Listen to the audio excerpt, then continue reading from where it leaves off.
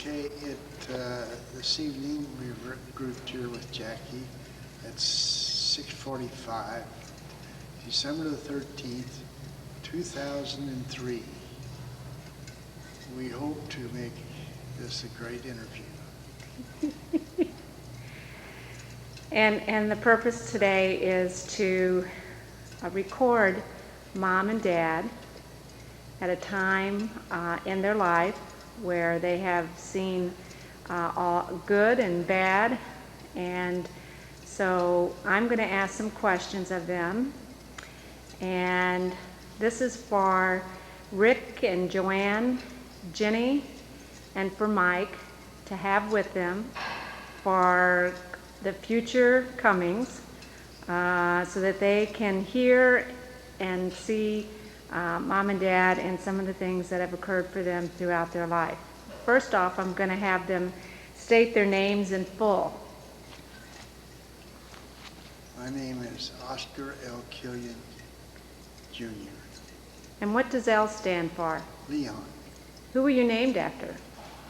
My father, And what was your father's full name?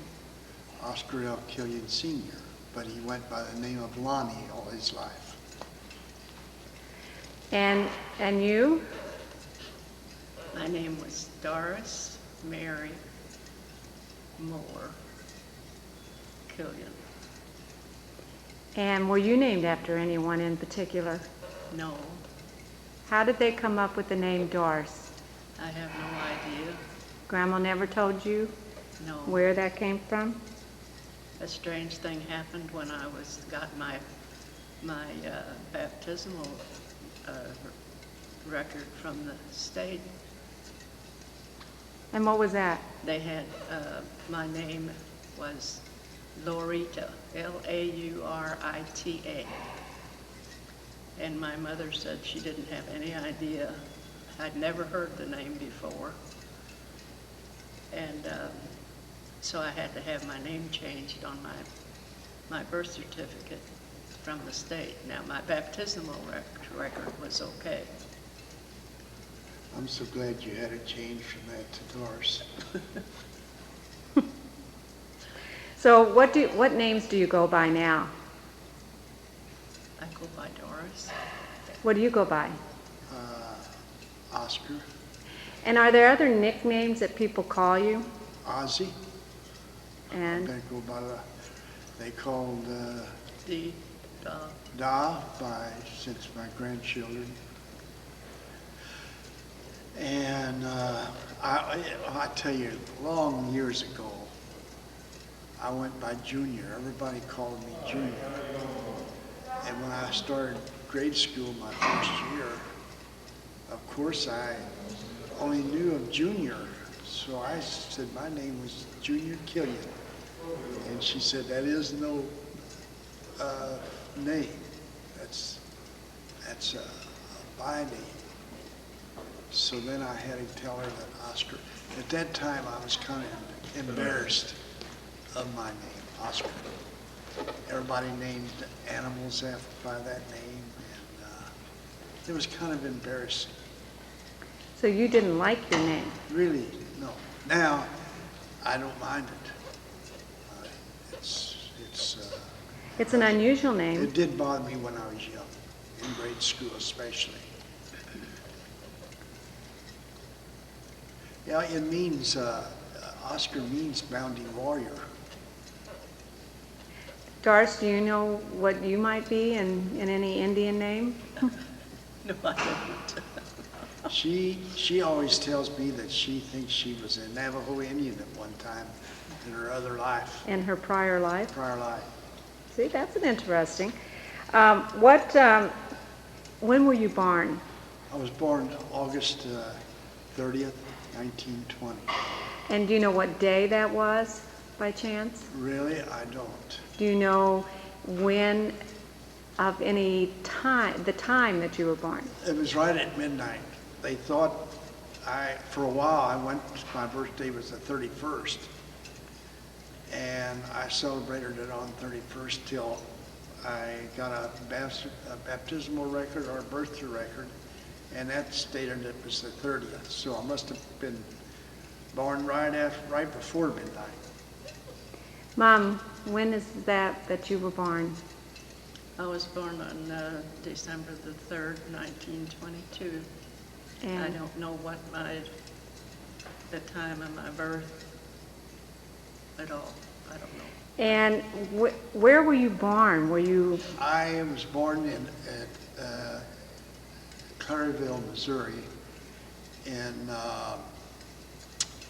it was a dry goods store at that time in the front, and they lived in the rear, had living quarters in the rear of this big building right on the Mississippi River across from Chester, Illinois. So you were born at home. You were not born in a hospital. No, not in them days, no. There was very few hospitals, except in large cities. Small towns didn't have no hospitals. So no. In fact, the doctor that took care of me had to come across the river in a rowboat that night to deliver me from Chester, Illinois. Do you know how much you weighed? Really, no, I don't. You indicated here 8 pounds. Well, possibly I found that someplace in some record or something. So it shows that But you were about 8 pounds when you were born. Mom, where were you born? I was born in Sereno. It was a little town. And didn't go to the hospital or anything like that. And who delivered you?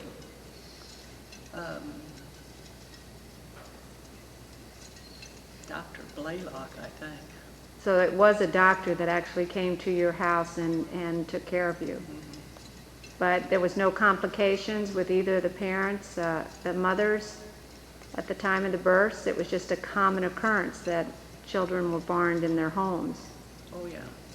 I had a little, what were they called, a breech birth. I had scars here at my temples.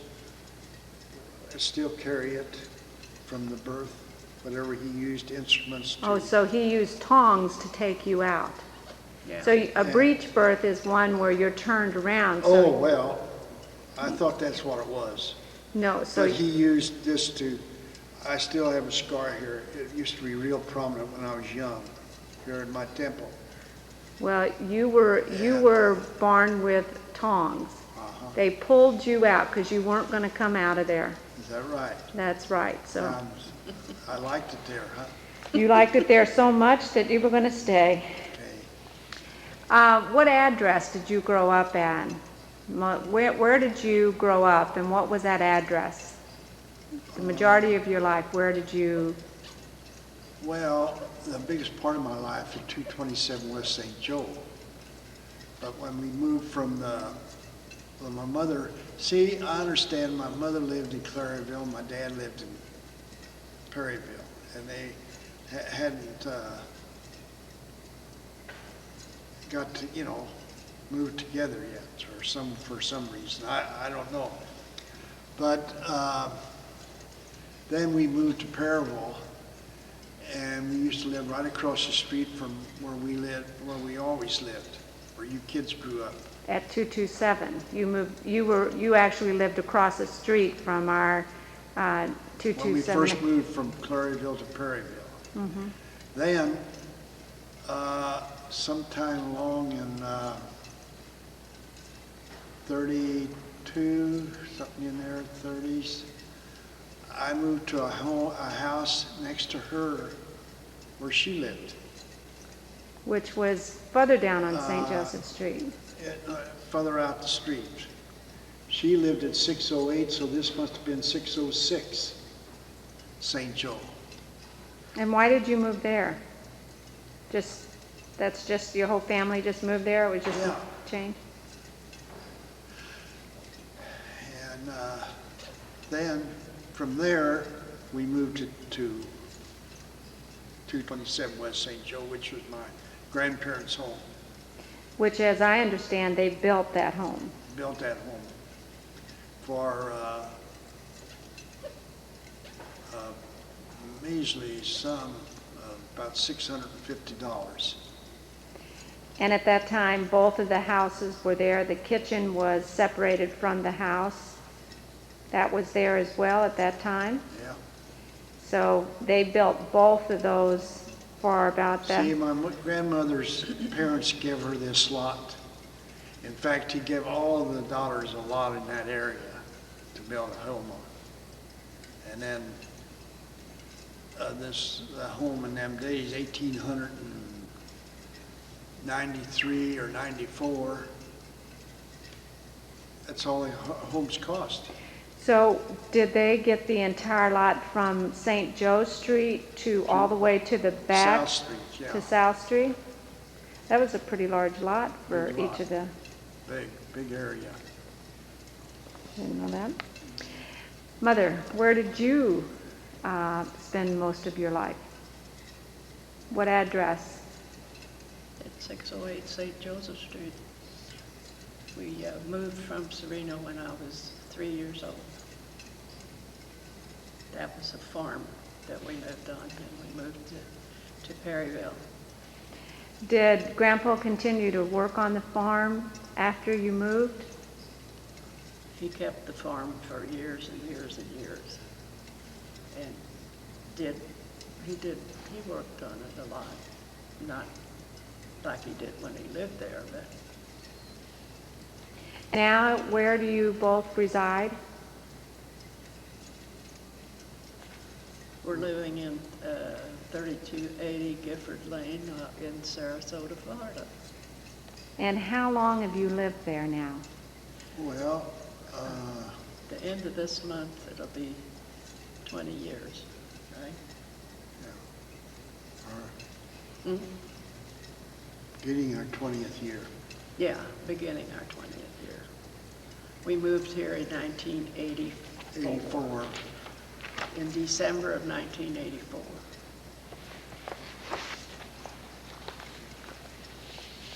What were the occupations of your parents? Well, I guess my dad was an electrical contractor quite a bit. And before electricity, they were such things as they called them light plants. They ran on gasoline with a battery, an array of batteries. And this plant, or this light plant they called it, was a generator that charged these batteries up. And he sold those all through the area at that time. So And- he was also a salesman. Yeah. And he did that till, well, it became obsolete when they started building electrical lines. And then he went and worked at different places in Kentucky, constructing these electrical lines. And sometime in the 20s, he decided he was going to go to work at the post office. And worked there. And then I remember him, even after he worked for the post office, he would take time off from the post office and go work on different crews that were building these big lines, you know. And we traveled all through Missouri towards Kansas City, all in that area doing that.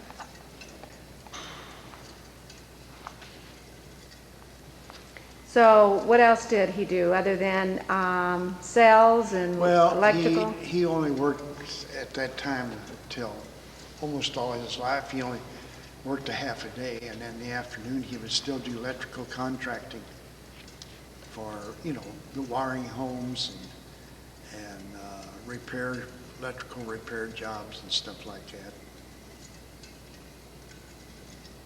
And he also, at some period of time, joined the Postal Service. Yeah, sometimes in the 20s. But even after he went to work at the Postal Service, he did his electrical contracting in the afternoons.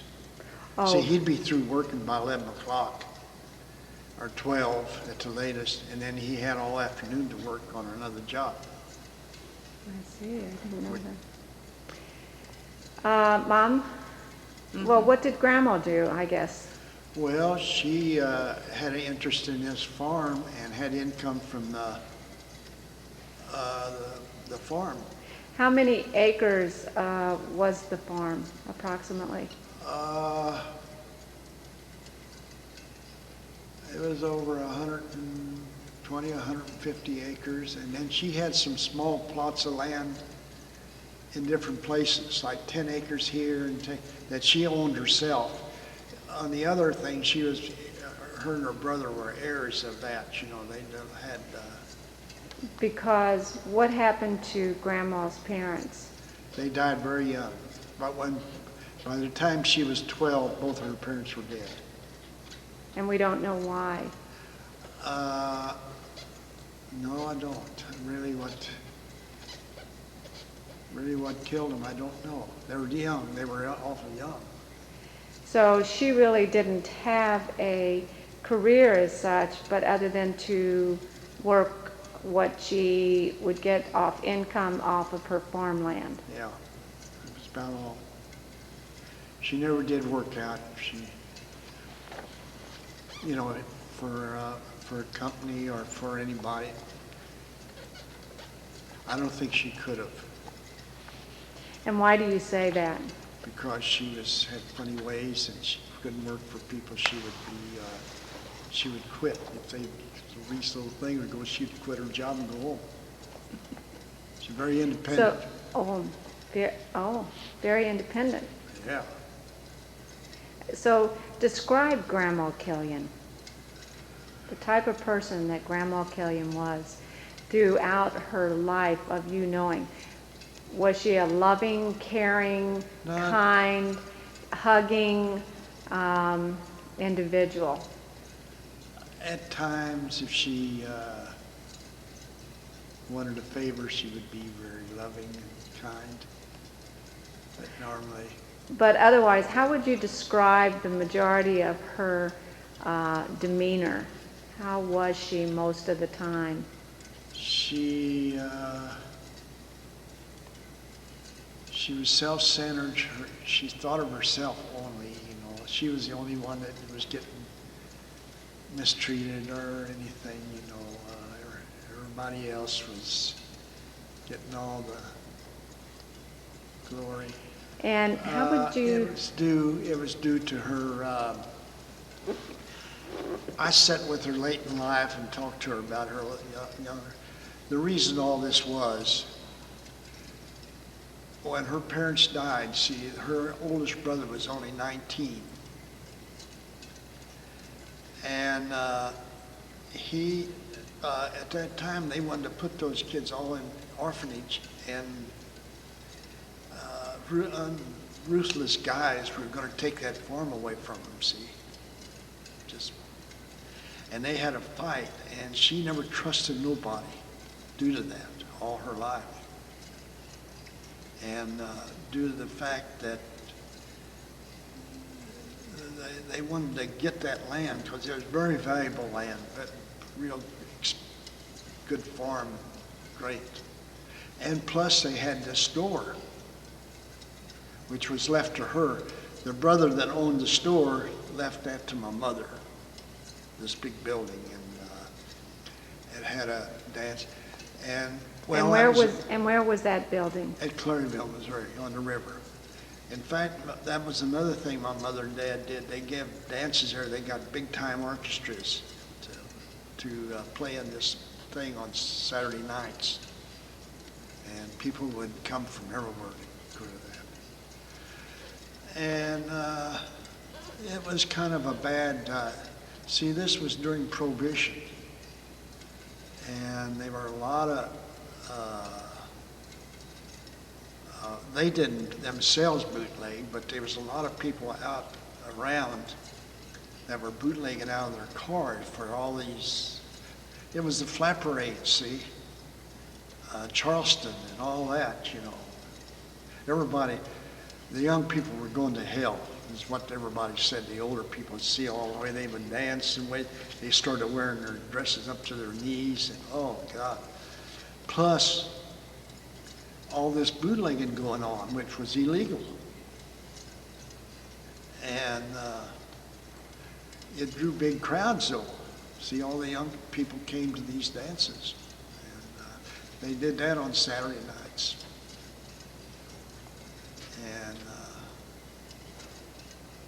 And so she and Grandpa did these, or Yeah. just, so they were together at that time. Do you know when they were actually married?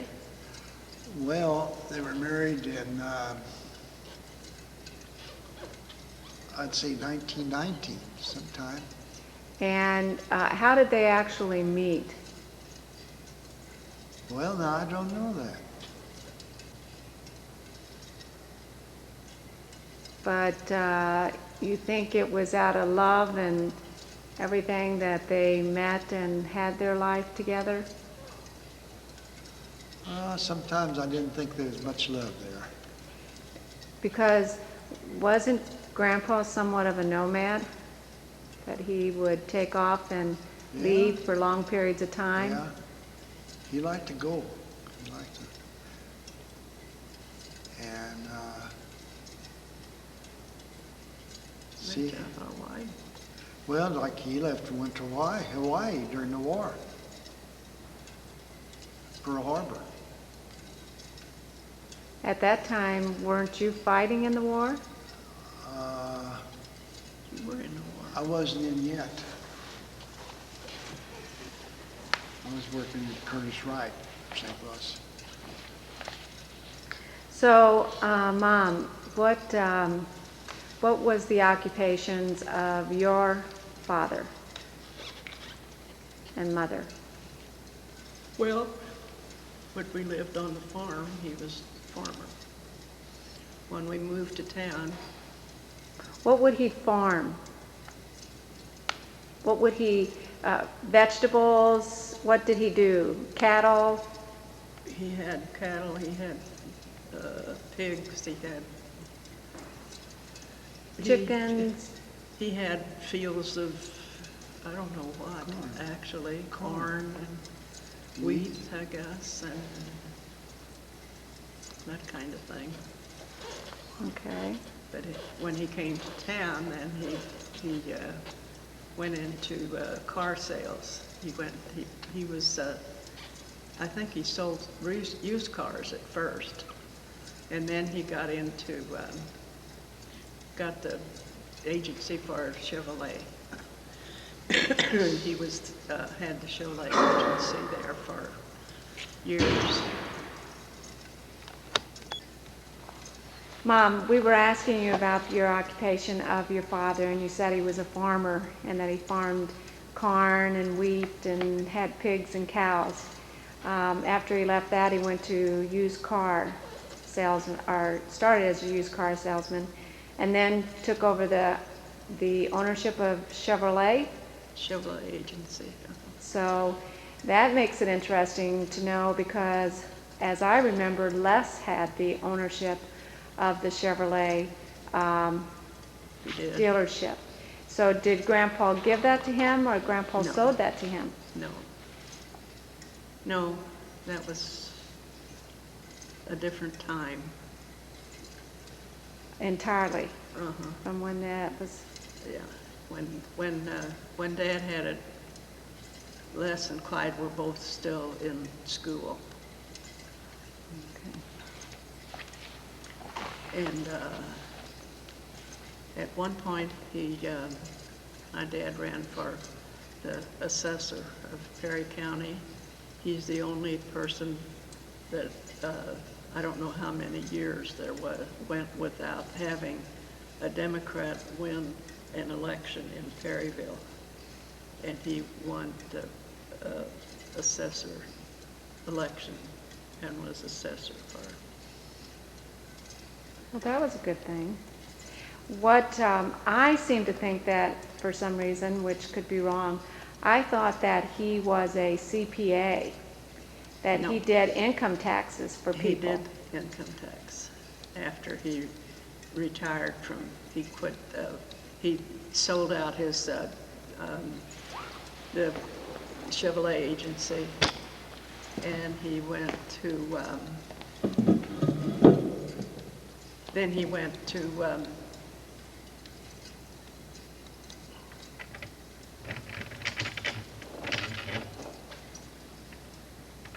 Where did he go to? I guess that was when he was elected assessor. And then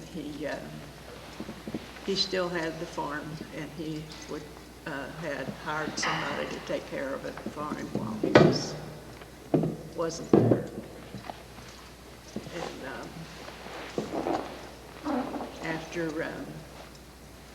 when he got older, then he did income tax. He did it at home. I remember him doing it at home on the table. Yeah, he did income tax for years and years and years. Is there anything significant about either of your families that you would like to let others know, that you know were quite interesting about your parents, or found to be something that they should know about your mother or father, or that you haven't already told us? Is there anything that you would like to express to us about how your father was, or anything? Nothing? None that I think of. Was Grandpa mean, or was he a good guy?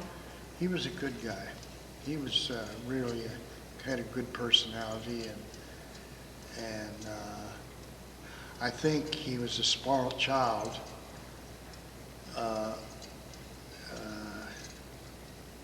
He was kind of a guy that everybody knew when he was growing up. Everybody in town. One of the old butchers told me they always called my dad Gut Killian, because he was always up to the butcher shop getting hot dogs. He liked to eat them raw. And it was just a daily thing. He would stop in this butcher shop and get him a hot dog and eat it. But And he was well known, he was liked, he had a great Yeah. personality. Very well He was very giving, liked. Yeah. and he, Well, I tell you one thing about, nobody knew. He had a brother that was, well, he was, what do you call that at birth? mental. Retarded, rather. Yeah. Just retarded. And we thought my dad was just spending all kinds of money. We didn't know where it was going all the time. You know, he'd give him $5 and he'd spend 10, you know. And this went almost all his life. Well, his other brother wouldn't do anything for this retarded brother, you know. And I found out that my dad was supporting this guy all his life, but he didn't tell nobody, not even my mother. So he would take that money, and instead of spending it on himself, he spent it on his brother, Uncle Arthur. And Uncle Arthur... And it caused trouble with my mother and him, see. My mother couldn't understand where his money was going. And She thought he was gambling or stuff. I can remember Uncle Arthur showing up at the house when he needed things, or something went wrong, because he was in St. Louis, as I recall. Well, see, then after my dad died, Well, Uncle Art, he adopted me. He thought that I should keep on doing the things my dad was doing, which I did some, but I couldn't. I had 5 children. And just like he moved into a different place one time, and we had to get him bed, wasn't it? Me and you got him a bed and all kinds of stuff to, to start out in this new place. Well, then he called me and he wanted $75 for me to put in a new telephone for him. I said, well, haven't you got a public phone there in the hallway someplace? Yeah, but I want my private phone. See, he was so demanding. He was so used to my dad giving him all these things that he thought I should still continue it on. Well, then when I kind of balked on a lot of this stuff, then he dropped me. He didn't care much for me no more. So that was kind of a secret my dad did all his life, and nobody knew anything about it. And, How many brothers and sisters did your dad have? they had one brother and one sister. Two brothers and one sister. And how many brothers and sisters did your mom have? She had 3 brothers and a sister.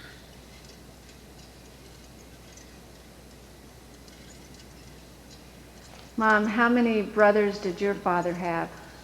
I knew you were going to ask me that, and I'm not sure. My dad was the youngest of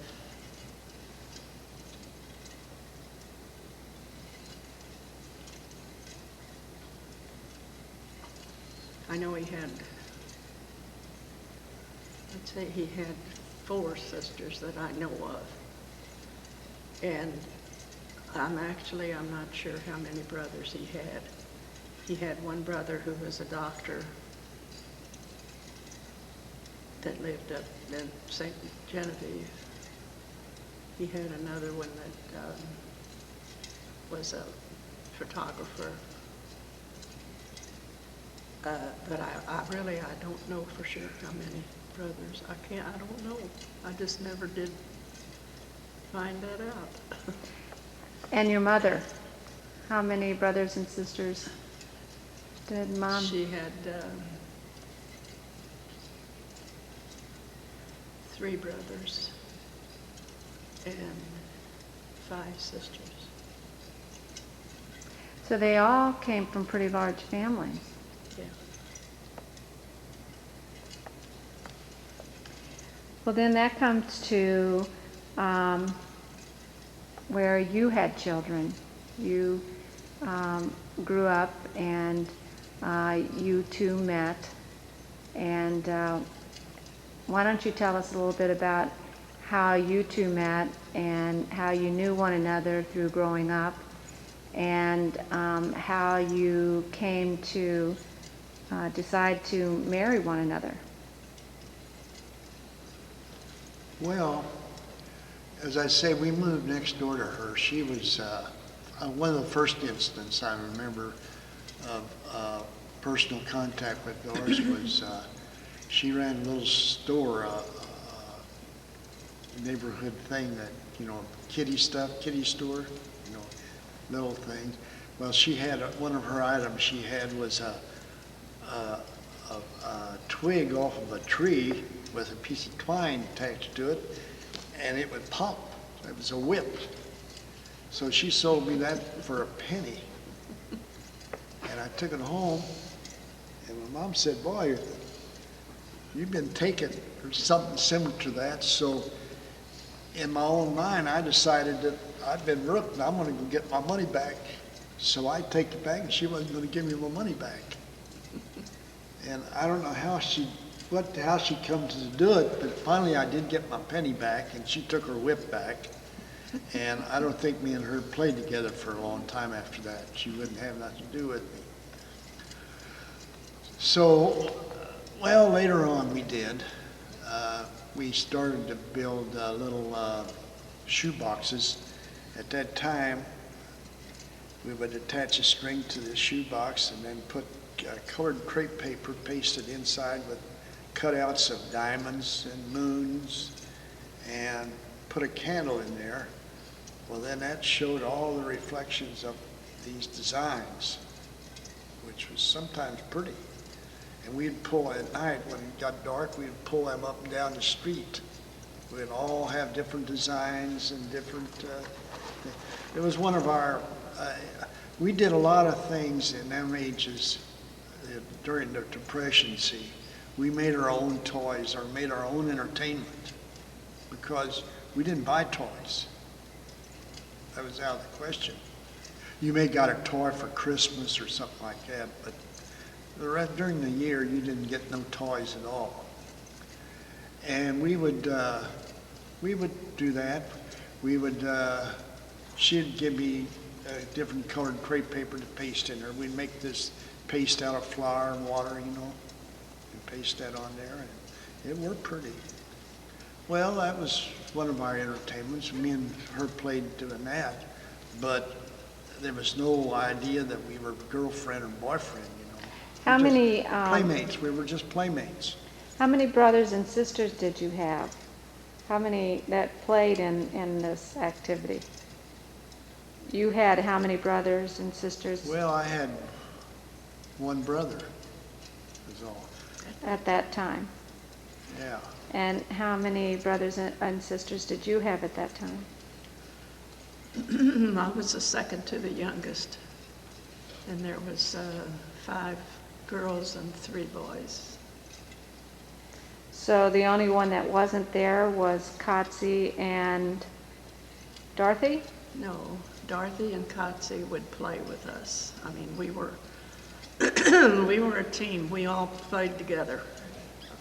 Dorothy was like 3 years older than I was, and Kotze was about 3 years younger.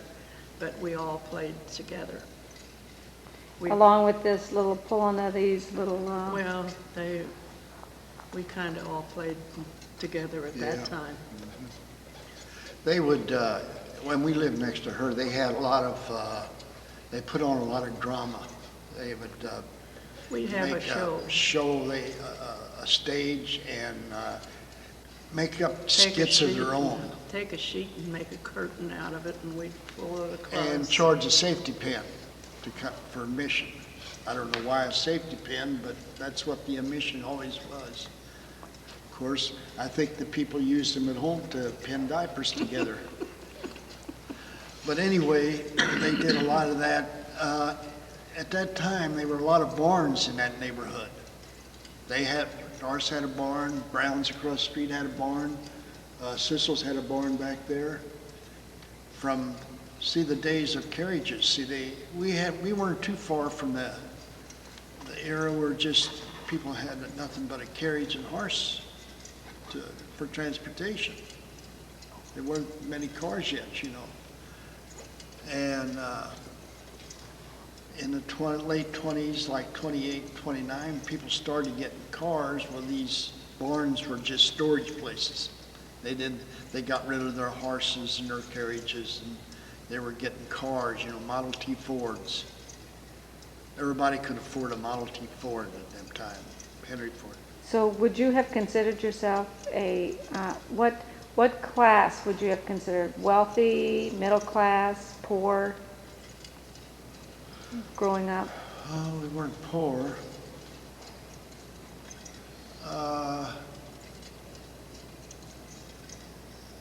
See, Perryville never was a very wealthy area.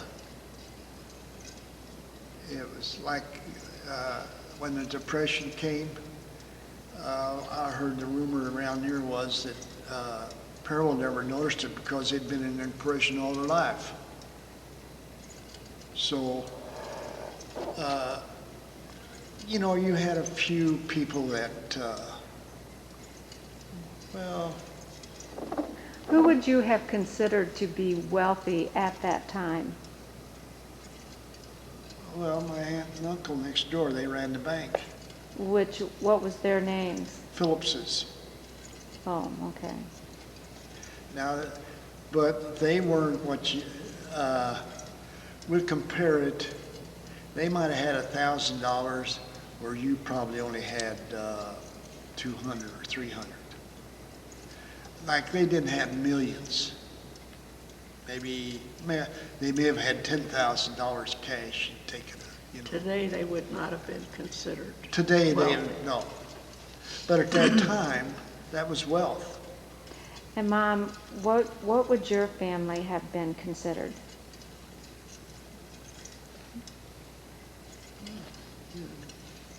Pretty fair, pretty good. Well, I don't know, I guess. We weren't poor, but we weren't, we were far from rich. We were, Even, But you did, as I understand, you did have nice things. You were able to take piano lessons, not you, but I know that that was an issue for you, but your sisters and brothers yeah. were able to take it. You never did tell me what your mother did for a living. My mother was a stay-at-home mom, I guess you call them. She had so many children that she had to stay home and take care of them. And I have no idea if she worked anywhere after when she got out of school. I don't know that she did. Did any of them go to college? Like, My dad went to college in Illinois. Quincy, Illinois, Quincy College, Quincy, Illinois. Quincy Business School. other than that, there was no other one that went to college? It was all learned, what Grandpa learned from an electrician standpoint was what he learned on his own. He was self-taught Well, no, or he apprentice? learned it in service. He had something to do with Carnegie Tech, or in Pittsburgh. He went to school there for some, I don't know what, whether the Army sent him there for some kind of education or what. Okay, so to go back to where you were, you guys played together as children. Your brothers and sisters were there. So later on in, I'd say in 1932, we bought the place there. My mother bought the place there where we lived. On 227 West St. Joe Yeah. Street. So then, I don't believe I ever had any more contact with Doris at all through those years. The next contact would have been in 38, or 39, let's see. 38, I guess. And how old were you at 1938? We were, where were we? How old would you have been in 1938? I was about 18, 17, going on 18. We kind of got together in biology class, and we sat there and we became real good friends. That's all I'd say, friends, wasn't it? Mm-hmm. We didn't go together or nothing, and we'd kid around each other, and like I had to get up and give little talks in this biology class, and I'd tell her to kind of keep that page open. She sat in the front pew, my front desk, rather. Yeah. And I said, keep your page open to page 24. I want to make a talk on that topic there, and I use it for a guideline, what you had here, you know. Well, we did, and she got caught. And I felt real bad over that. Gee, Christmas. It wasn't that I needed it. I just wanted it to, I guess maybe to get in touch with her so I could talk to her, you know. And anyway, they moved her back in the back of the room, didn't they, or something? Yeah, they moved me in the back seat. And, but anyway, we kept, we're good friends. Then Saturday mornings, I would always take my bicycle and drive, when the weather was nice, in the summertime when school's out, and go out and spend a couple hours in the yard just talking. And still didn't go together. And then I went off to school up St. Louis U then, wasn't it? Mm-hmm. And was that at Christmas that I got a date with you, or? No. You just came home for a weekend, or you came home to get a tooth fixed or Oh, something? yeah, I had a tooth that went bad, and I had to come home to get my tooth fixed. And we went out, and somehow some guy was pawing her or something, wasn't it? No, that's not the same time. Wasn't it? Well, anyway, that time we went together and parked under a big oak tree, and the first time I kissed her. And then we started going pretty much together, and then after that. And So you just kissed her? yeah. Any heavy petting or? Oh, no, we didn't do none of that. Well, that's a good thing to know. Yeah. So then what happened after you dated for how long? Oh, up till, I graduated in 1940, and we got married in 1943.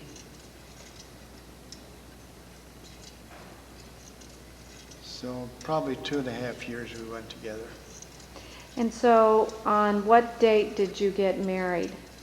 On August the 19th, 1943. And what day of the week was that?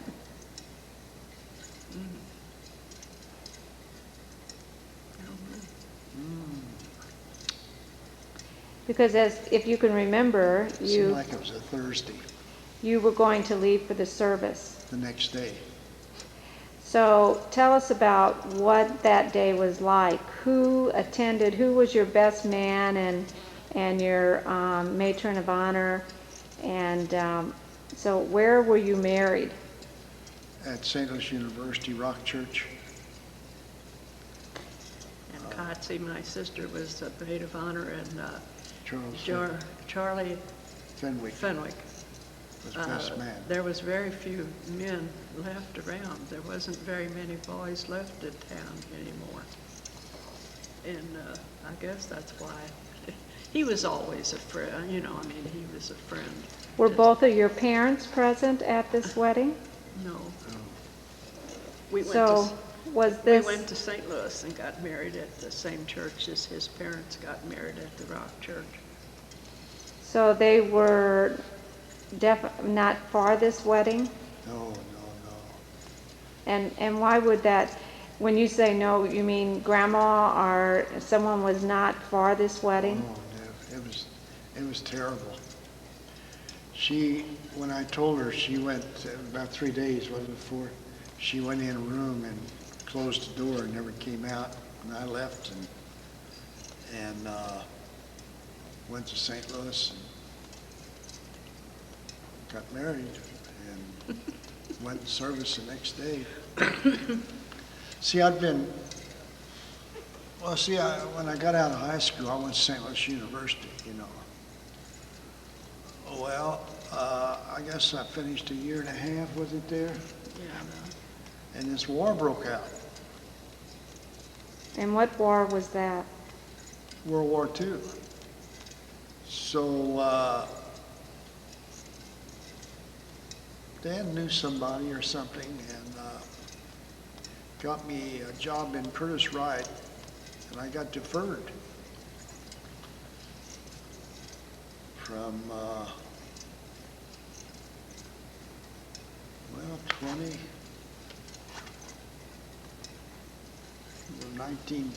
1940, wasn't it?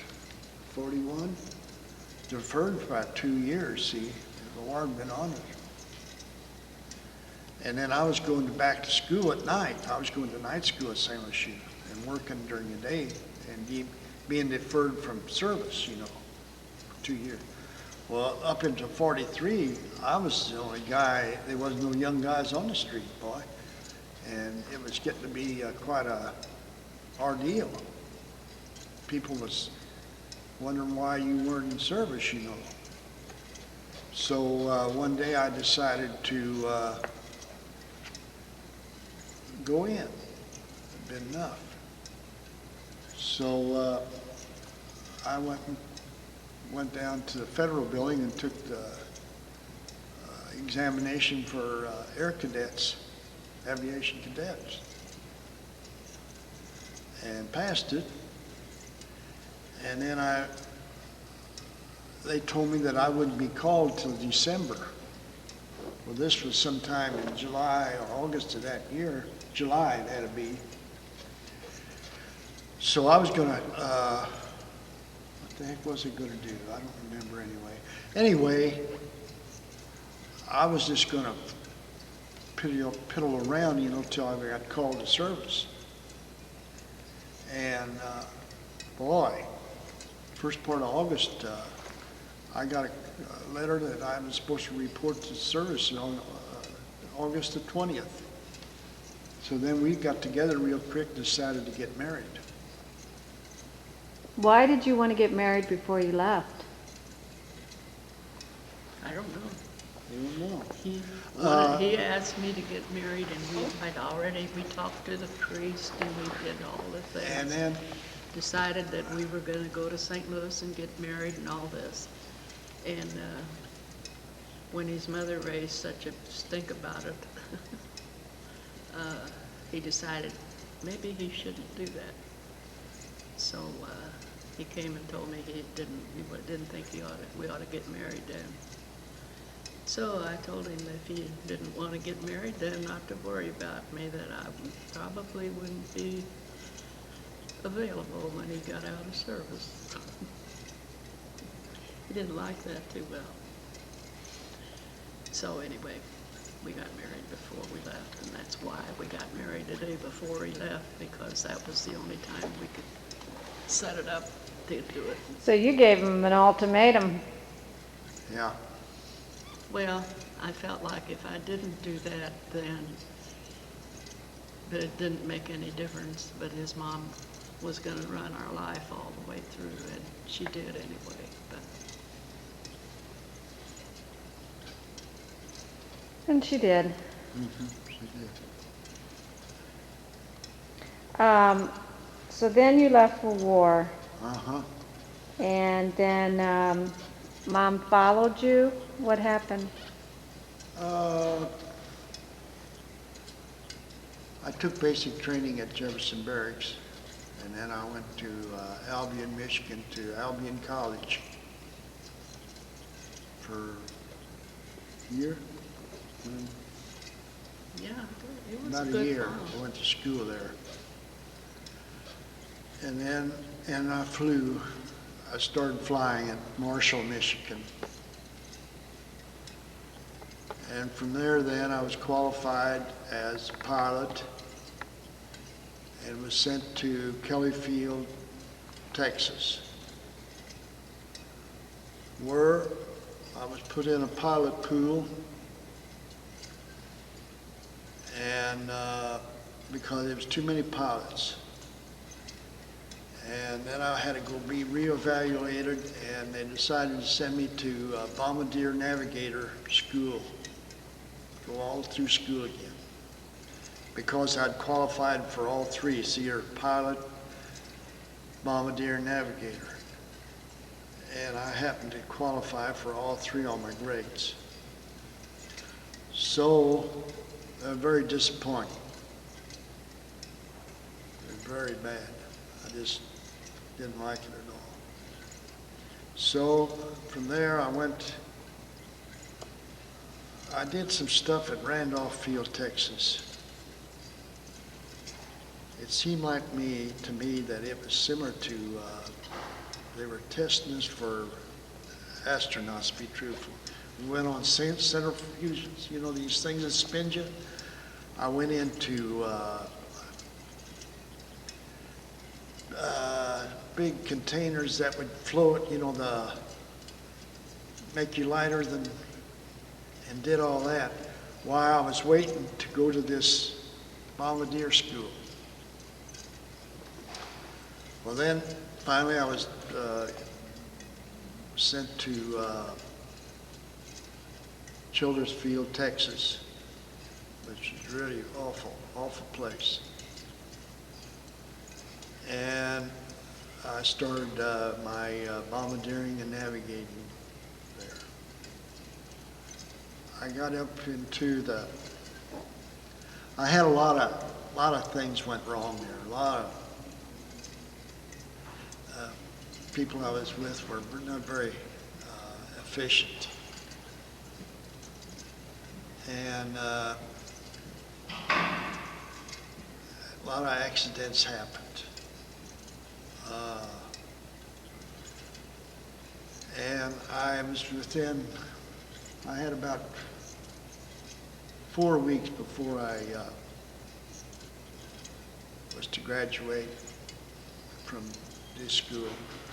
And I don't know, one night I just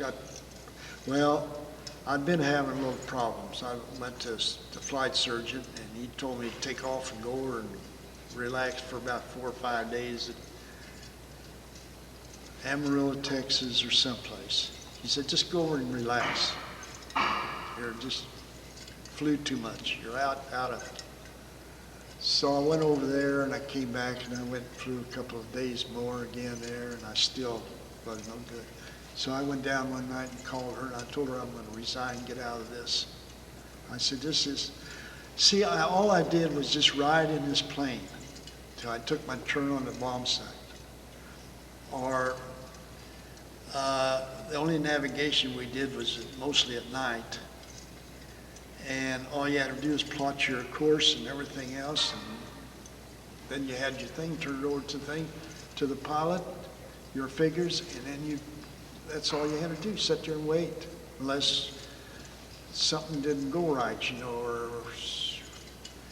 and I just sat there.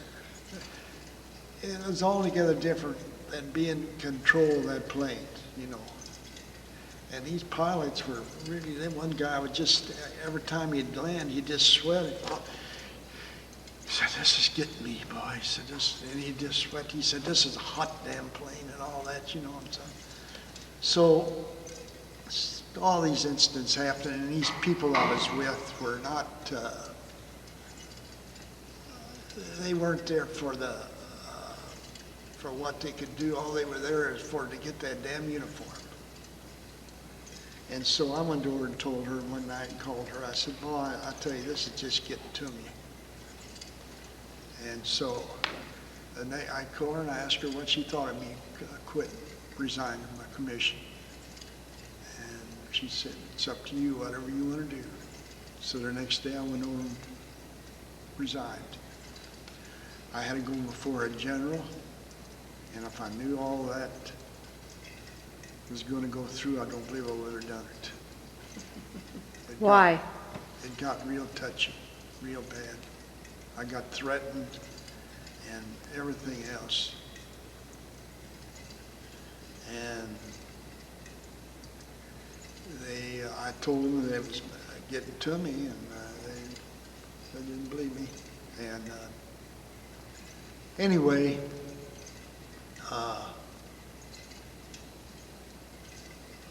I got out of there, and they threatened to send me to the infantry. One thing. Well, they couldn't do that because I enlisted in the Air Force. If I'd have been a draftee, they could have sent me to the infantry, and then I'd have been all right. But this way, I had my regrets later on after I got out of service that maybe I should have went ahead and finished in 3 or 4 months, or 3 or 4 weeks, and stayed with it for the little glory I would have got after the war. But I didn't regret it as far as, because I got into something good. I got into all this radar, and I became a navigator anyway on this boat. So you went from flight, from being in the air to being on boats and navigating. I got detached from the Air Force. I was still in the Air Force, but was detached from it to a naval group. And then I made, well, we went all the way from New York to Japan, towards the Philippines, Korea, and all through in there. And I did a lot of navigating, you know, taking these ships into these inlets, you know, by the radar, you know, so you know it, to take them through on the channel. They had radar buoys out all over, and So how did Mom become more involved? When did she come and join you? oh, well, she started when I was at Albion going to college. She came up there quite a bit, twice. Oh, you lived up there. She lived up there. I forgot about that. Then, Went to Michigan, Wisconsin. Wisconsin. Madison, Wisconsin. Wisconsin, where I went started this radar stuff. Madison, Wisconsin. And then, well, I didn't see her no more after that. Well, you came home when Rick was born. Yeah, but I had a hell of a time getting there. So at that point, so when you lived in Madison, Wisconsin, you became pregnant with your first child. Yes. And when was that?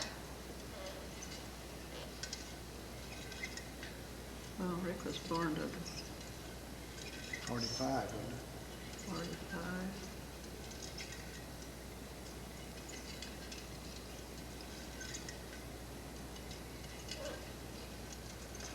Is that right? I believe. And so you saw Rick only at the time of his birth? He wasn't there when he was born. I wasn't there when he was born. They wouldn't let him come home. They wouldn't let The me come doctor- home. The doctor always told everybody, oh, we'll get you home. Don't worry, we'll get your husband here for you. All we have to do is call. And, well, if the baby's doing okay, there's no reason for him to come home. So I complained to the doctor about it, and he said, well, you just wait, we'll get him home for you. So they called up there and told him I had some kind of crazy thing. I don't know what it was that I was supposed to have had, but it was something really bad. I didn't know anything about this, see, and I thought it was real. And so they came and told him that he should get home right away, that the baby and me, we weren't either one doing good or something. Weren't doing good at all. So that was how he got to come home. I was still in the hospital. And where was home at that time? Where was? I was living at home at my mom's house. So you were back in Perryville, where Yeah. Rick was then born at home or in the hospital? No, he was born at Cape Girardeau, in the hospital at Cape. So he was born in Cape Girardeau. So, and that was 1945? So that's September 1945 Mm-hmm. Yeah. that he was born. And then, And whenever I had before I had Rick, my sister Dorothy had a baby, had a girl. She was maybe a month older. So we were both at Mom's house with our babies. so that's when Mary Ann was born, 1 month prior to Rick being born. Mm-hmm. So they was raised together then for a period of time. So when after then you saw Rick that period of time, how long before you saw him again?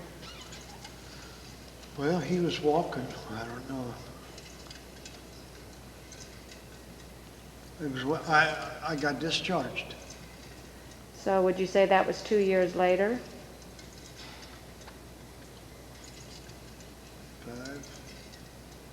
September of 45, and I was discharged in March of 46. Well, it wasn't that long. So it was about a year. About a year. Rick walked early, though. He was walking when he was 9 months old. So he was Let's see. and how was he as a baby? Did he cry all the time? Did he have colic? As a little baby, he was bad. He was really in bad shape because the doctor told me I had not breastfed him. Oh, yeah. And the doctor told me that I should breastfeed him, and I didn't have enough milk to breastfeed him in the first place. And so he said, okay, give him as much as you have, and then I'll give you a formula to give him. If he's not satisfied, then you give him this formula. So I did, and he started having diarrhea and vomiting, and he lost a whole bunch of weight. And Yeah, I was having a hard time when I was there, see, that's when this... so we called what happened was at that time, we didn't have anybody in Perryville that was delivering babies. You had to go to Cape to have your baby. Well, then our doctor in Perryville turned you over to a doctor at Cape in the hospital. So he told me he's the one that told me to breastfeed him and give him this formula. So I did that, and that was really bad stuff. And so I called my doctor at home, and he said, will you call your doctor at Cape, because he's the one who prescribed this for you, what you're supposed to do. So I did. I called down at Cape and talked to the doctor, and he's got mad as me as he could be. I called. You called. He told me he got mad. Oh, he was mad.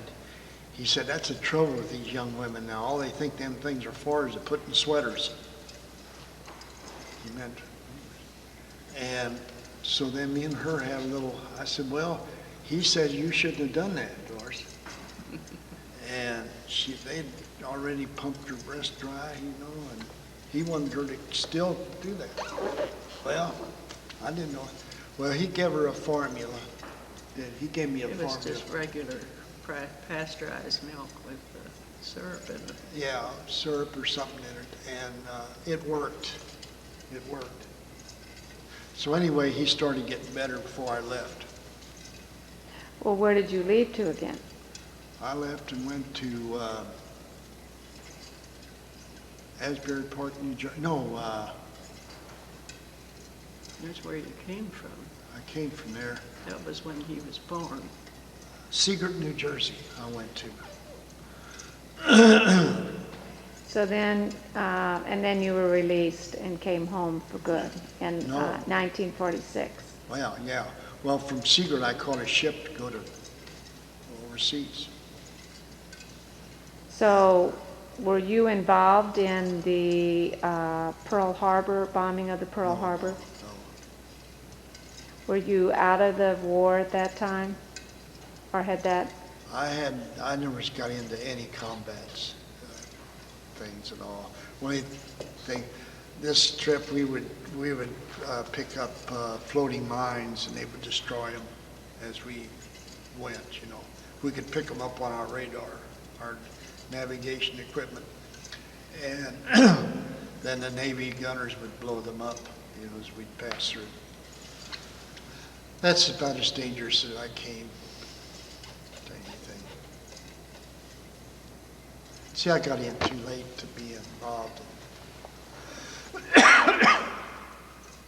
So, so Rick is then a year old, and Dad comes back.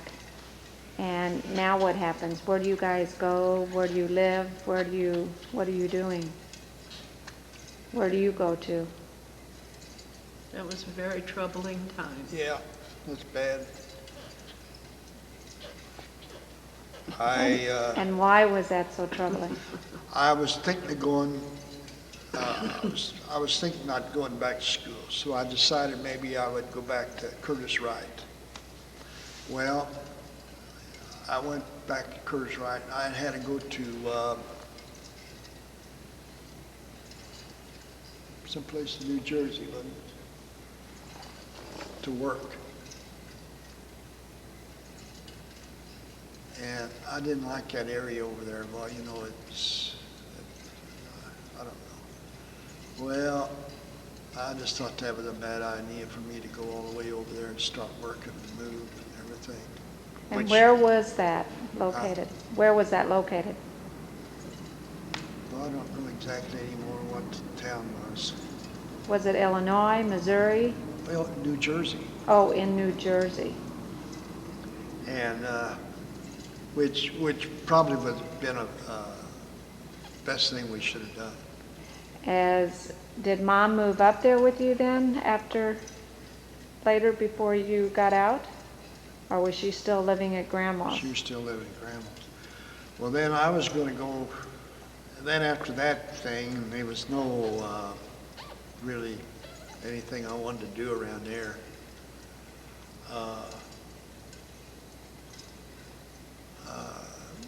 Most people, when they got out of service, got, what was that? Some kind of pay? Yeah. Well, I got it for about 4 or 5 weeks. Unemployment. You know, from the time you went to, well, I got a little bit of it. Well, I went up to collect it one time. They told me I was still eligible, that I wasn't even trying to look for work. And I said, well, sure as hell I am. Well, so then I decided to go to, all these other guys do it for a whole year. I decided to try to go back to school, St. Louis U. So I went to school, and I was supposed to try to find a place up there. Well, this guy, I found a place, apartment he was gonna, and he kept piddling, and I'd go over there every week. I said, you got it ready? And no, I'm just, so time went on, and it was hard to find a place that was affordable. And this was close to school and everything. Anyway, it didn't work out. So I don't know what the hell happened. I quit, did I? Huh? I'm trying to think what we did do next. I don't know. I was so messed up. I was just out of it. I just didn't know what to do. See, I came back and I had a family. I didn't know nothing about a family. So you had one child at that point in time, and I couldn't adjust. Just couldn't adjust for it, you know. I had to do something, and I didn't know what to do. Oh my! And it kept getting worse and worse, and then I don't know. Well, then I got that job, Firestone, managing store. I did that for a year, 2 years. And then And where were you living at that time? we were living in our place where we live now. So you left Grandma's. We left Grandma Moore's and we went to your mother's basement. Oh yeah, we lived in her basement for a while. And the house on South Street? Yeah. And she was renting the place to Ruth Rhodes.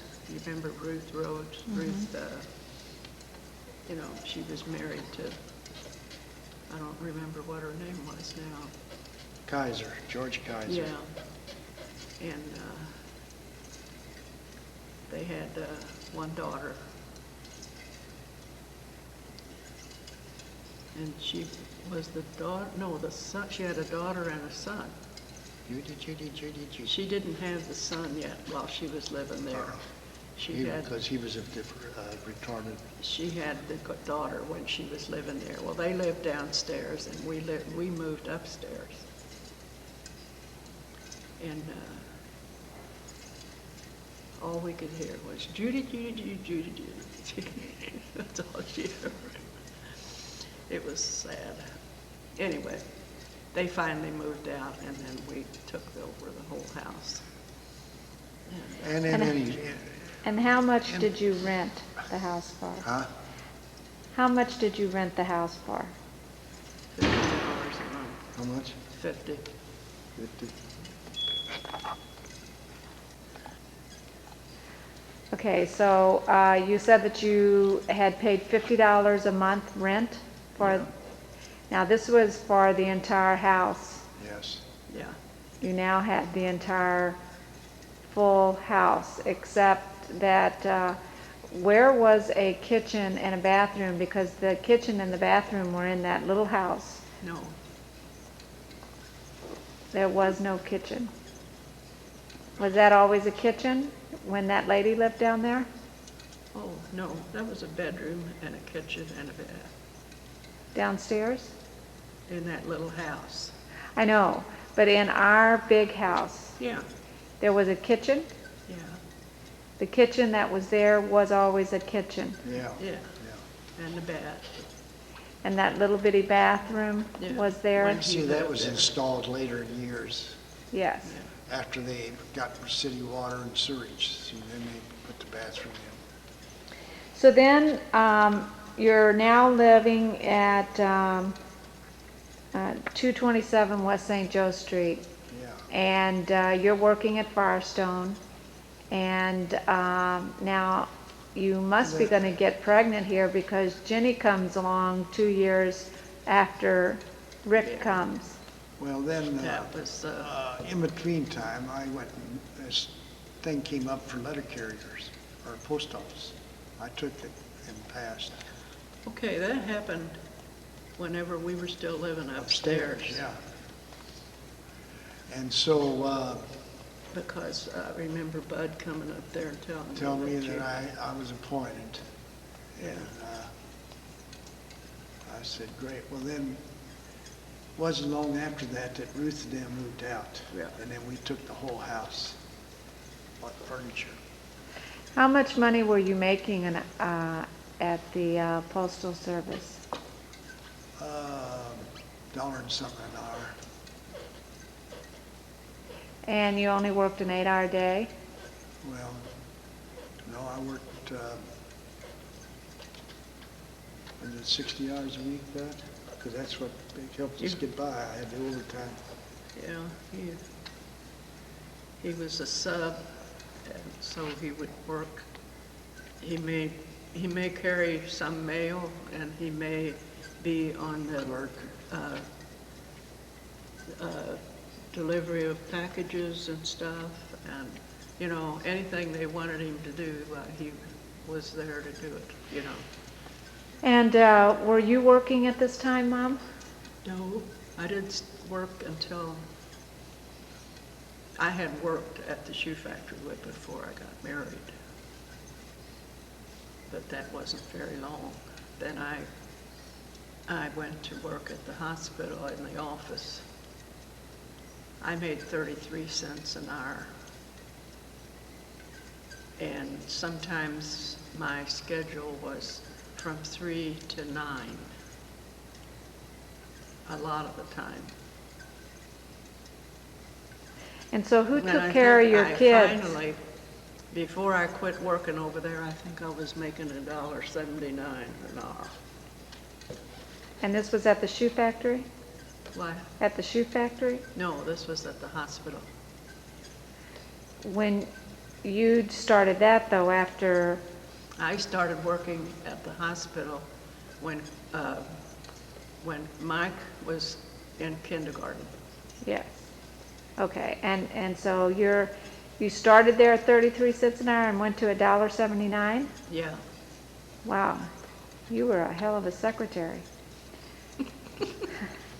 It didn't make any difference how good you were. That was the wages in those days. That's probably top wages.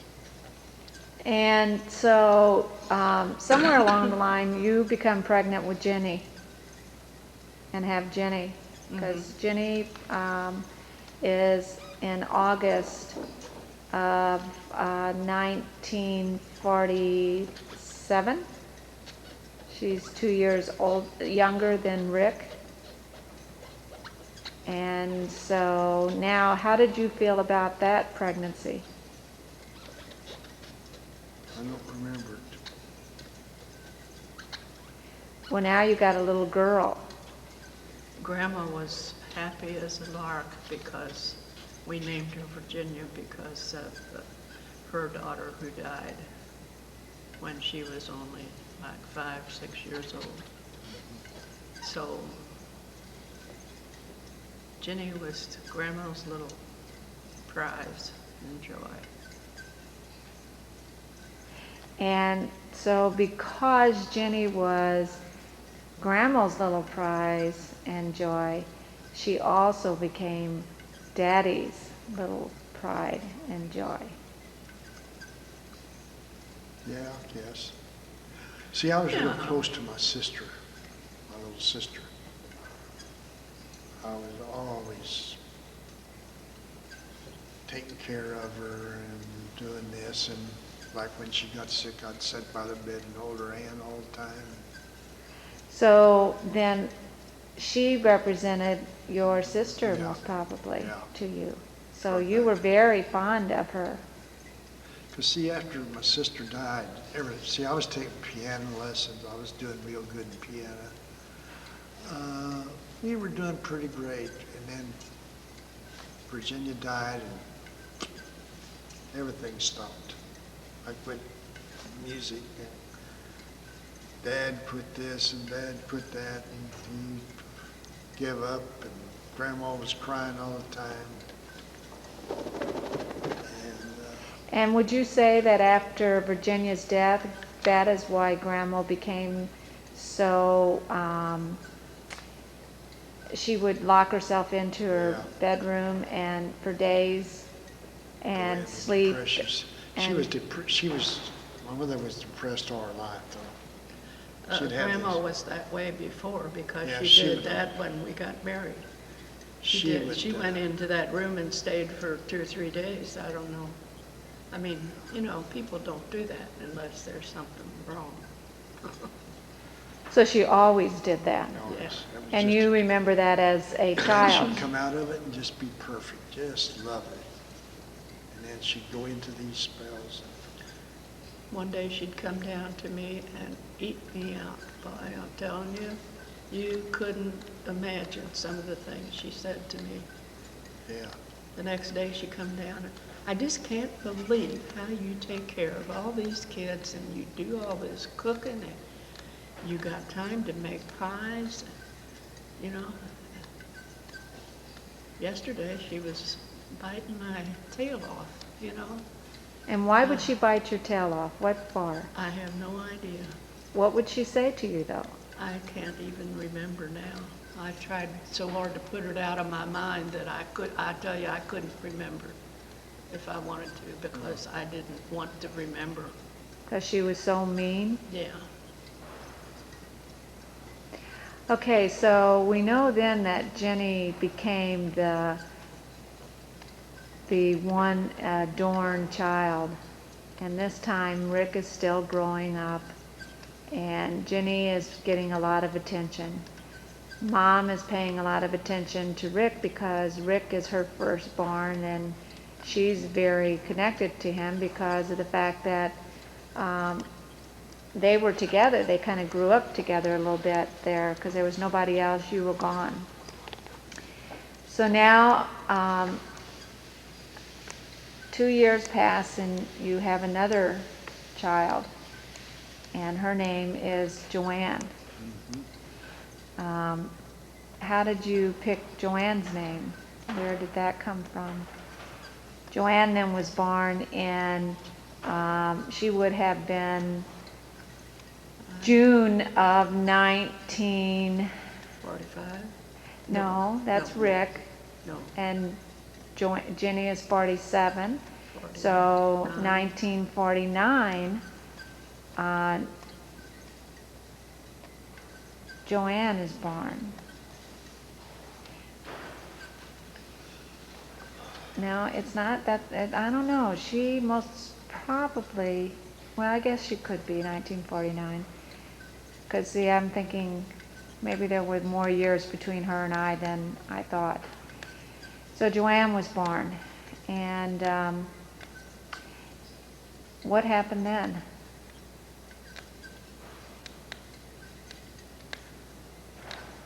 Where was she? Joanne, what? Where was she born? Was she born in Perryville or Cape Girardeau? She was born in Perryville. She was born in Perryville. And she Terrible. was the smallest baby I had, Yeah. which made it different, you know. She was real, I think she was like 6 pounds, 6.5, and Jenny was 8. A whole head of hair. Rick was 10 pounds, and Jenny was 8 pounds, and here she was 6 pounds. And she had real black hair, and it stood straight up in the air, and she had the biggest blue eyes you ever saw, Yeah. and a little bitty face, and she just, it was different. I mean, it Did was, you smoke through that pregnancy? yes, I also was anemic. Mimi do that too. I had I had some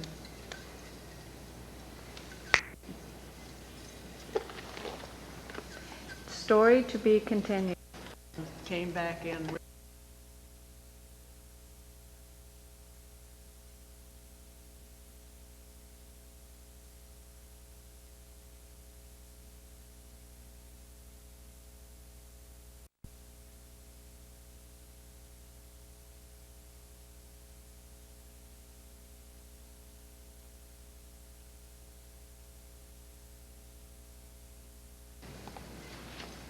Well, welcome back. Just a little more. We have to go. We're only at Joanne, so you're just going to have to continue to put up with this just a little bit longer. So Dad's going to talk a little bit about what he remembers about Joanne being a little girl. Well, Joanne was really a go-getter, I'd say. Had a lot of effervescence, you know. She was just always doing something. And she wanted to be a cheerleader, and she didn't get it. She got what she wanted to do. And Well, I don't remember her being a cheerleader, but I do remember being in the parade as a Well, yeah, that's twirler what I or meant. flag girl or a, Banner carrier or something. yes. She carried a banner. yeah, she really wanted She was one that she enjoyed that. the guys always liked her Yeah, because she was a blonde, blue-eyed beauty. yeah, she was. And So did that scare you that she was a blonde, blue-eyed beauty? yeah, I was worried about her. I went out and looked for her a lot. I was afraid. She took it the wrong way, though, you know. She thought that we didn't trust her. She thought, But the reason we were out there looking for her was because we were worried about her, not because we didn't trust her. But she thought that we were spying on her. But wouldn't you feel that way if you saw that they were out looking for you? Wouldn't you think that? I probably would have, yeah. Wouldn't you think well, that? we didn't have that trouble when we were young, see. We, And we were what home. do you consider trouble? Why do you consider trouble? well, we would be home. I mean, if I We just didn't go out like that, did we?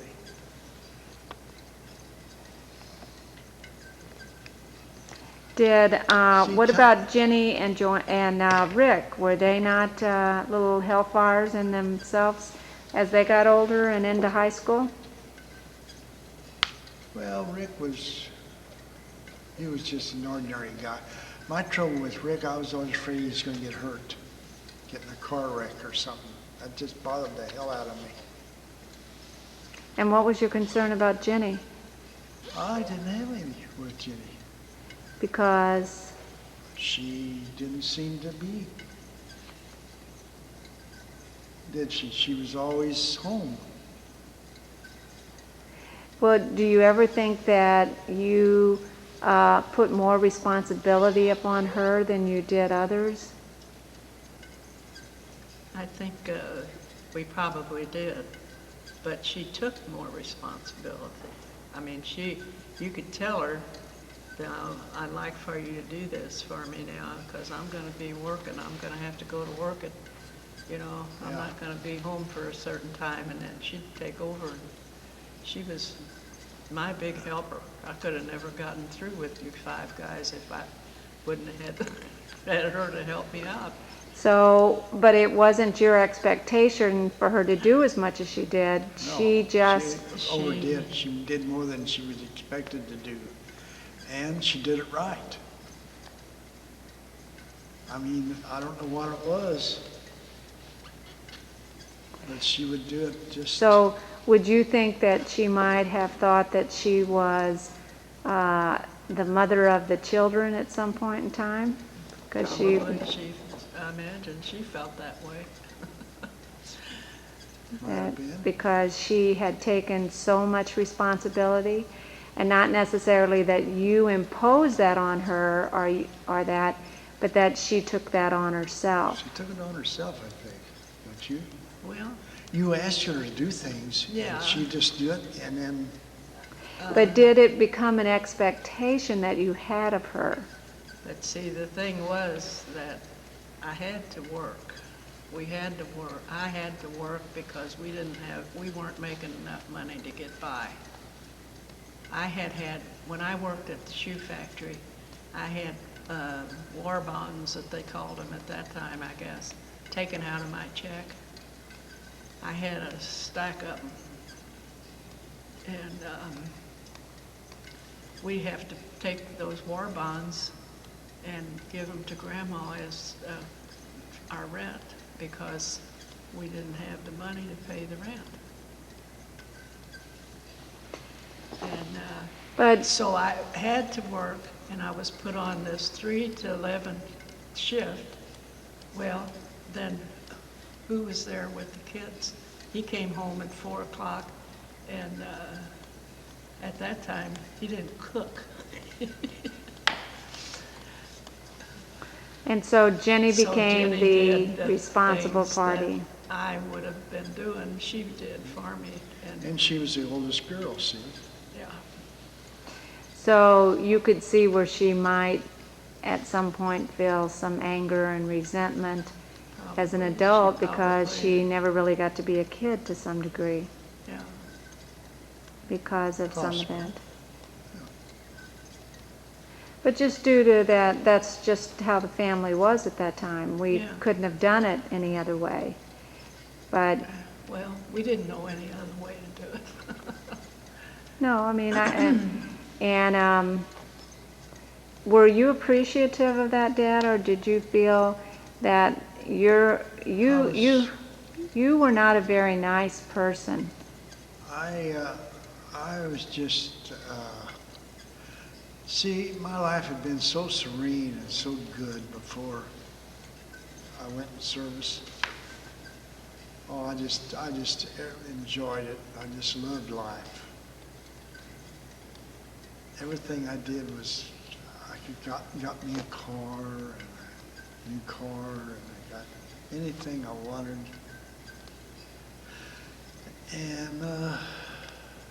And now you married a woman who your mother didn't like, who no longer would help support Well, you or see- give to you in the manner that you were used to being given to.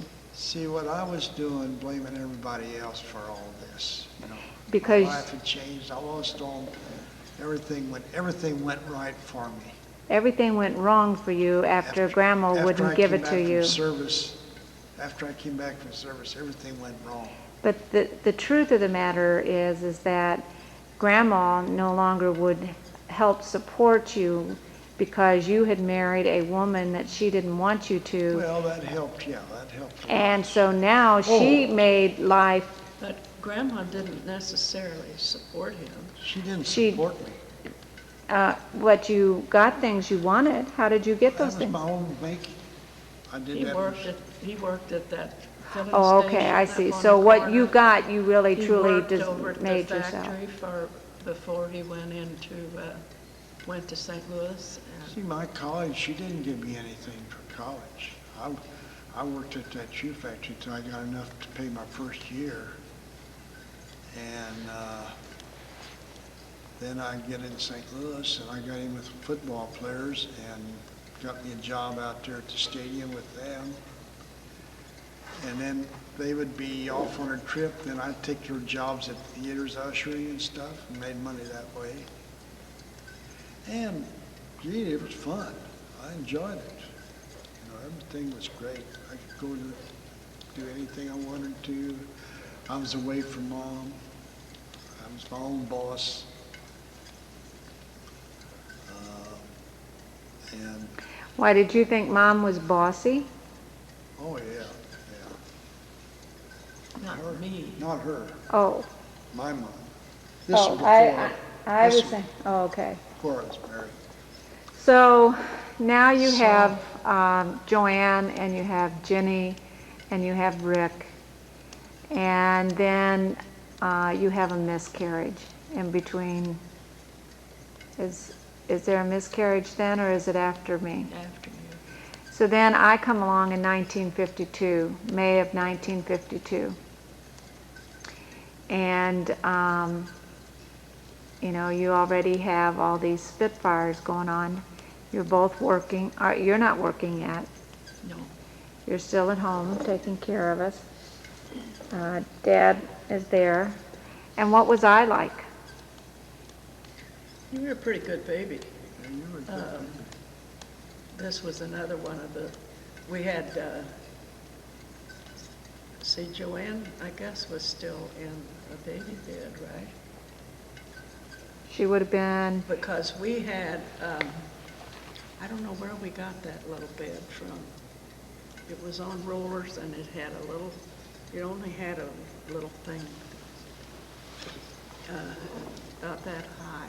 Well, that's when she was railing just a around little it. baby though. It was, Yeah, it wasn't a crib, it was, it was about so long. I mean, this was when you were really little. I mean, we had just gotten home from the hospital with you a few weeks or so. probably looked at things someplace. I don't know where we got that, but anyway, Joanne liked it. She'd stand there by you and she'd arch you down on your face.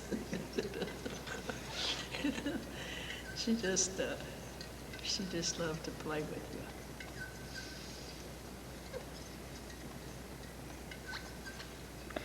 so as I got older, Well, you were quiet. Like Daddy says, he always remembers you walking around with a big pad under your arm and a pencil. And a pencil, like you were busy. You were busy doing whatever you was doing. You were always writing stuff down. Always writing things down. Always. And I think that's where Grandpa always called you, that you was going to be his old maid school teacher.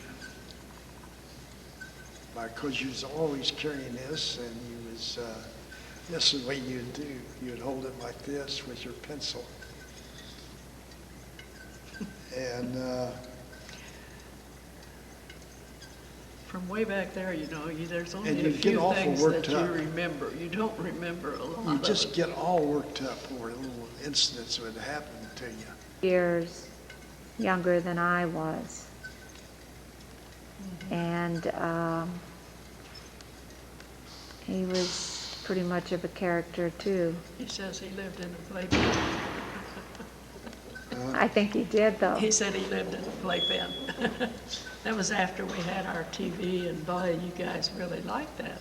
Hell, I could put him in that television, in that playpen, and he'd be there for. He loved to watch TV.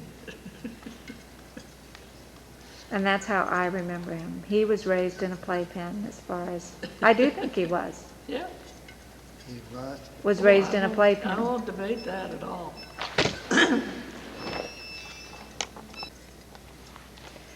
So Mike, like I said, he lived in the playpen, he says. And of course, this didn't happen in the playpen, this was in the bed. But I don't know what hospital.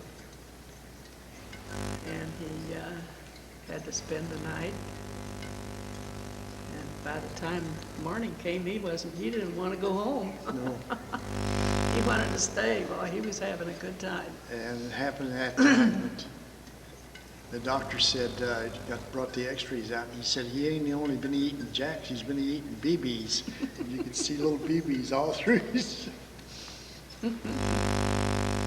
Rick had a BB gun, see?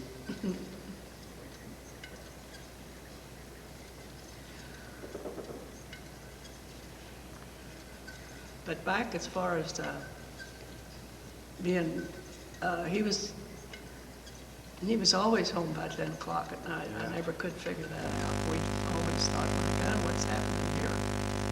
The other kids didn't do this. But then, as you said a while ago, you never know what's going to happen. He was the only one I worried from the time the first person in the family got a driver's license or drove a car, that somebody was going to have an accident. Mike was a senior in high school. The phone rang, and it was the hospital. He had been in an accident, had a big cut on his forehead. Oh, it was all stitched up, blood all over. His blue jeans were full of blood. We brought him home, and I wish you would have seen. That was horrible. I don't know how he ever made it, really. But he still has the scar today. I guess we were lucky that we only had one accident. It was bad. Was he always a comedian throughout his younger years? Oh yeah, he always had a good time. He was always full of jokes, and Ignored it, he just ignored you. you know. Like I told Kevin one time, that time we were up there for, I guess it was his, what was that? We went to St. Louis for that time. They had that deal, and Kevin was asking me how Mike was doing. I told him, I said, well, he just self-destructs sometime. And I said, he always comes out of it.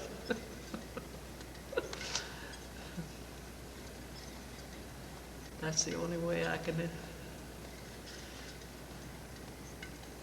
a lot of worrying about The him. funny thing about that night of the wreck,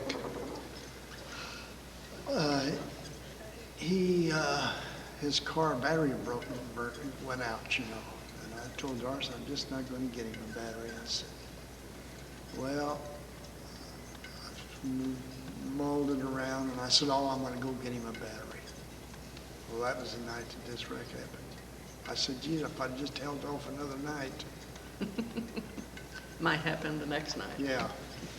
That's right. But anyway, I almost didn't get it. You know, I almost decided not to get that battery till in a couple of days, you know. I was going to make him wait a while, you know, because he was having a lot of trouble with that car. And,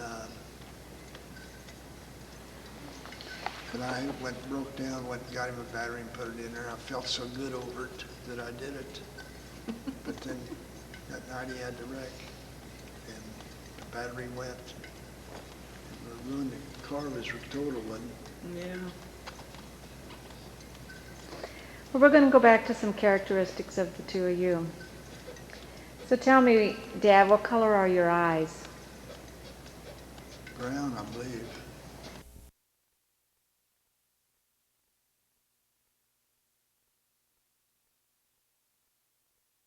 that, then came Mike. Yeah. Mike was 3 years younger than I was. And he was pretty much of a character too. He says he lived in a playpen. I think he did though. He said he lived in a playpen. That was after we had our TV, and boy, you guys really liked that. Yeah, I could put him in that television, in that playpen, and he'd be there for. He loved to watch TV. And that's how I remember him. He was raised in a playpen as far as, I do think he was. Yeah. He what? Was raised in a I playpen. don't debate that at all.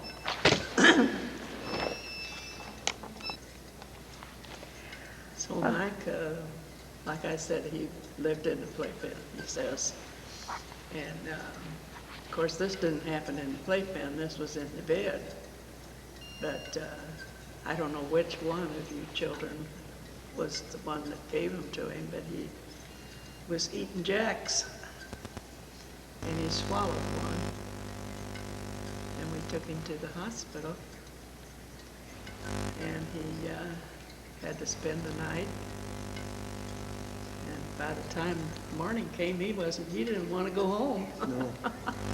He wanted to stay. Boy, he was having a good time. And it happened at that time that the doctor said, brought the x-rays out, and he said he ain't only been eating Jacks, he's been eating BBs. And you could see little BBs all through his. Rick had a BB gun, see?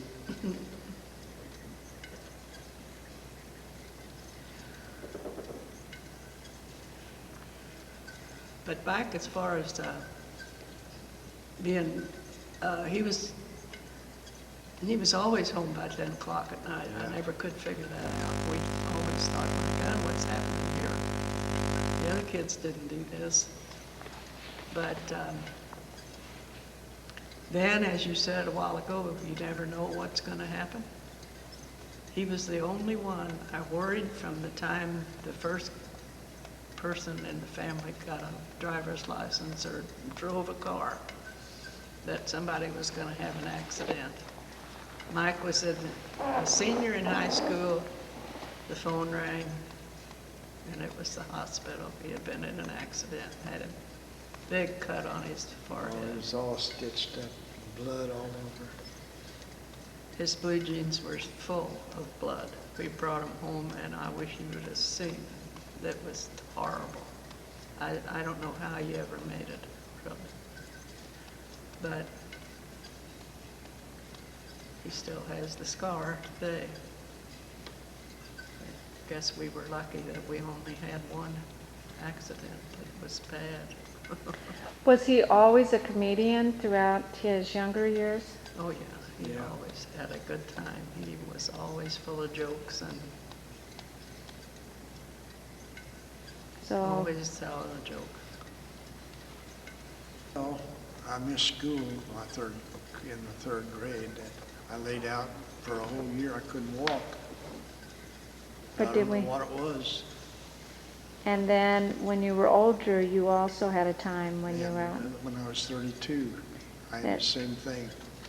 And they thought this was arthritis, rheumatic, That time they called it rheumatoid arthritis? When I was 3, they thought I had rheumatic fever, but I don't believe I did, because I had a test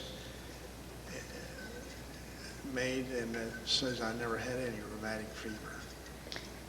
And so since then, what else have you been diagnosed with? Well,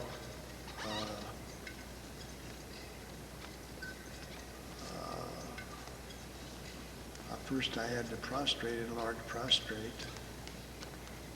But no cancer, Huh? no cancer. No cancer. You have hypertension, Hypertension, yeah. and anything else? No, I don't think. Glaucoma. Oh, glaucoma, Of both eyes? both eyes. My mother had that too. It's inherited. Anything else? Really, that's about all. Got a little, Well, I have a little trouble with cholesterol late in life here now since I don't do as much exercise. But I got it under control too now, or supposedly. And you have severe arthritis of both knees. Yeah. And we would call that you are bow-legged, Mm-hmm. severely bow-legged.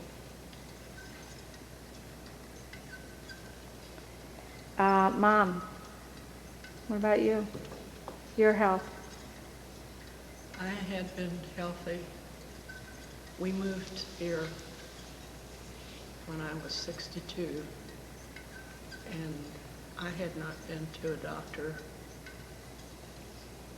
I didn't go to a doctor unless I felt bad. Of course, I had all the kids, the babies and stuff, but otherwise than that, I never went to a doctor. Came down here and I got a doctor, and I've been having stuff go wrong all the time. You I have, have Yeah. arterial fibrillation. I have emphysema. I have cancer that's in remission. and where was the cancer? In my, near my aorta, In your lung. in my lungs. You've had a total right hip surgery. I've had hip surgery, and the other hip is going bad. It's at this time diagnosed as aseptic necrosis, which is a dying of the bone in the left hip, Yes. which is putting you in a wheelchair when you're out for long periods of time, but you're able to move about in your home without it. You are oxygen dependent for the most part, Yes. and because of your emphysema. And you have good days and bad days due to that. Anything else that you've had since? I think that's all. And this cancer was diagnosed when? Last year in November. And so, And this year in November, they told me that it's in remission, but it could come back anywhere, anytime.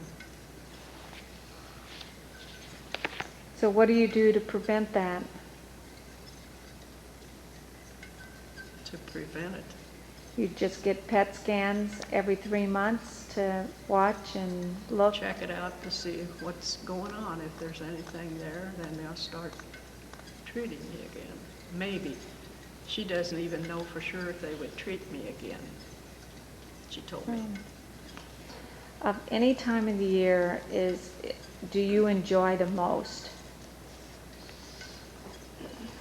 I remember when I was a young kid going to school, and we had to walk to school every day, which was like about 5 blocks, you think? Mm-hmm. And when spring would come, and it would be warm enough that you could take your sweater off and walk home for lunch. Boy, that was really a nice time. I loved that. Just in the spring, being able to run. What holiday is your favorite holiday? What of all of them, which would you say is your favorite holiday?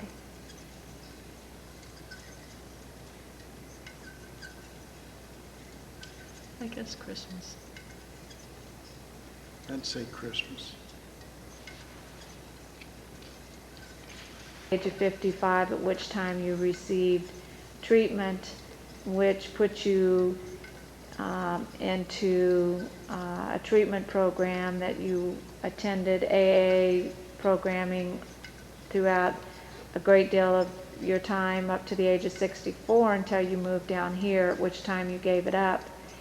But as we knew you, we wanted you to get drunk so that we could be with you, because when you weren't drinking, you were not a very nice No. individual. I was aggravated all the time. Well, what caused all the, I think the drinking and stuff was, I wasn't accepting all the responsibility of all my troubles were my own making. Instead, I was blaming everybody else, your mother, for all the, she was causing all my problems. And you should accept these responsibilities and take the blame for all your misdeeds and everything. Because it's your own fault. Just like not finishing college. I blamed her because we got married. That ain't the point. I could have went on and finished. But I took the easy way out and, well, then when I quit, I blamed her for not finishing after the years passed, Which,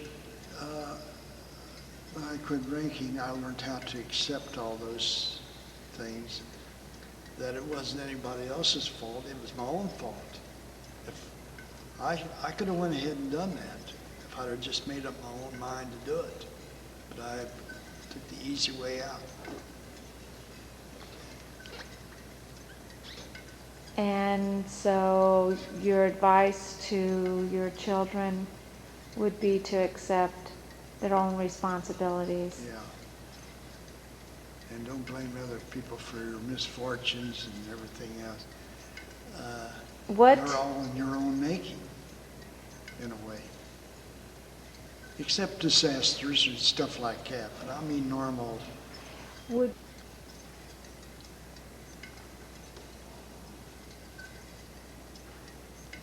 Well, I'd say Virginia is. She's quiet. I was real quiet in one of my early lives. I didn't. she's very moody. You're don't.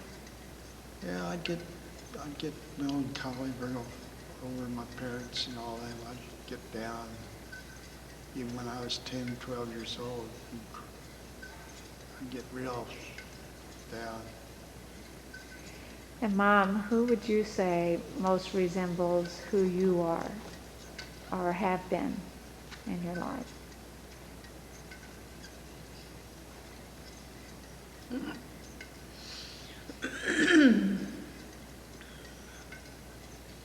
And maybe none, I but don't know. I never did have any real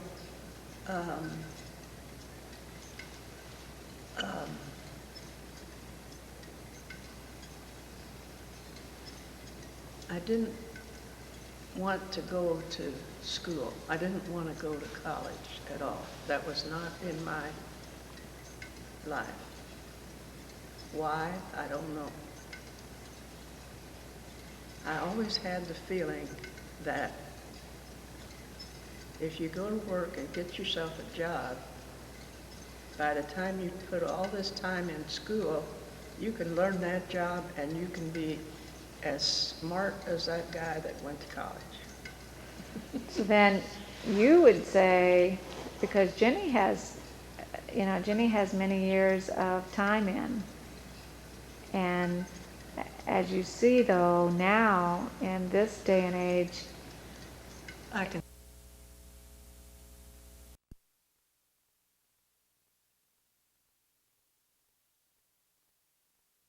a melanoma.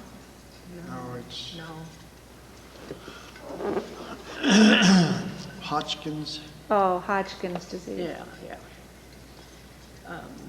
But she's in pretty fair condition for her age. She travels a lot. She Yeah, visits does her a lot children. with her kids. She's got 6 daughters, and she goes with them everywhere they go. She enjoys it. And then, And then I have a younger sister, Katsi. She lives in Arlington. She has a big family. Got 2 girls and 5 boys. And She's doing pretty well. She's had a gallbladder surgery just recently. What was your mother's full name, Georgia May Rhodes. and what was your father's? Oscar L. Leon Killian Sr. And Mom, what was your mother's full name? Gertrude. Her middle name is Mary Mary Guinpan. Guinpan. And did they call them by different names? Or they ever? They called my mother Jetty all the time. She Mine. went by Jetty all the time. And mine, my dad, they called Wani. And Grandma was called Georgie? Georgie, yeah. And my dad was Albert F. Francis. It was Francis. Albert Francis Moore.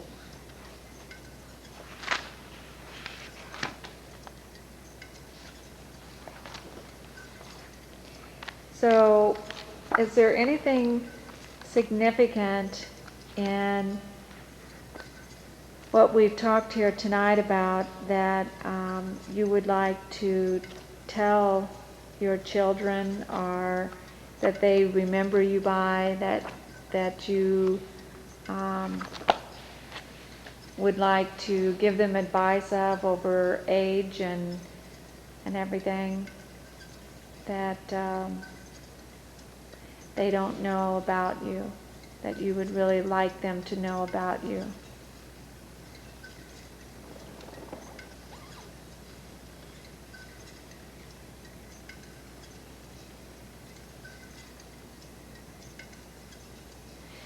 If there was anything that you could say to them from growing up that you ever felt bad, or that something was misconceived or misrepresented, would there be anything that you would want to tell them then?